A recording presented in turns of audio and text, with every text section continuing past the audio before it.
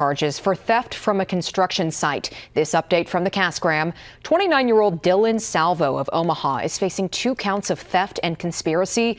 Deputies believe he worked with Nicholas Allison to steal a trailer filled with tools from a construction site near Avoca in March of last year. The total loss equaled more than $100,000. The trailer was later found, and stolen tools were found at pawn shops, some in Omaha. Allison is out of jail on $25,000 bond, and Salvo was released yesterday on a personal recognizance bond.